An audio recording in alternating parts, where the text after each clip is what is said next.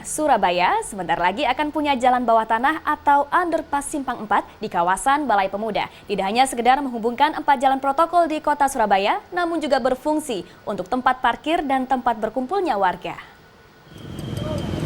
Balai Pemuda merupakan salah satu ikon penting kota Surabaya. Dan untuk mengembalikan kejayaan Balai Pemuda sebagai salah satu tempat berkumpul warga kota Surabaya, pemerintah saat ini sedang melakukan pembangunan.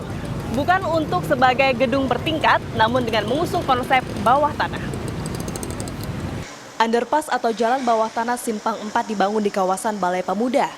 Ada 4 sisi jalan yang bisa dilalui warga untuk terhubung dengan satu sama lain, diantaranya Jalan Pemuda, Yosudarso, Panglima Sudirman, dan Gubernur Suryo. Pak, bagaimana sebenarnya untuk rencana konsep pembangunan underpass Balai Pemuda ini? Sebetulnya konsepnya itu sangat strategis ya untuk memenuhi kebutuhan warga kota atas ruang publik ya. Jadi di site-nya Balai Pemuda itu akan dibuat tidak ada tempat parkir ada di bawah tanah, basement.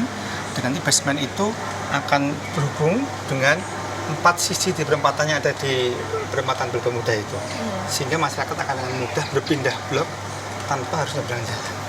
Dan di dalamnya nanti di tempat penyeberangan itu akan ditempati berbagai macam fasilitas untuk UKM, UMKM, binaan Pemkot untuk bisa menjajakan produksinya. Dan untuk jalur masuknya juga ada jalur tram begitu ya rencananya? Itu akan terhubung dengan salah satu jalur di tengah Jalan Pemuda itu yang ada dilewati tram, agar masyarakat kalau ingin naik atau turun dari tram tidak harus nyebrang jalan, itu masuk ke dalam jalur tersebut, bawah tanah tersebut. Oke, baik. Kenapa sebenarnya konsepnya harus bawah tanah? Karena kalau di atas itu kadang-kadang bisa merusak view ya. Jadi perempatan yang sangat indah itu kalau dibuat suatu jembatan penyeberangan gitu kan jadinya jelek. Kalau begitu dengan cara underpass di bawah jalan tersebut, fungsi kita dapat, tapi view-nya masih bisa kita pelihara seperti semula.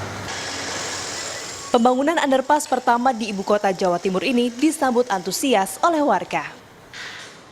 Oh pasti itu sangat mendukung, apalagi juga mungkin dari setiap daerah nanti kan juga bisa ikut andil ya kan, membuka dari sentra UKM-nya di situ untuk ya lebih mengenal dari Jawa Timurnya itu sendiri. Ya, dengan adanya underpass juga bisa mengurangi kecelakaan dalam lalu lintas tentang penyeberangan. Maka dari itu underpass digunakan untuk keselamatan orang-orang yang mau berjalan atau mau menyeberang ke jalan yang lainnya.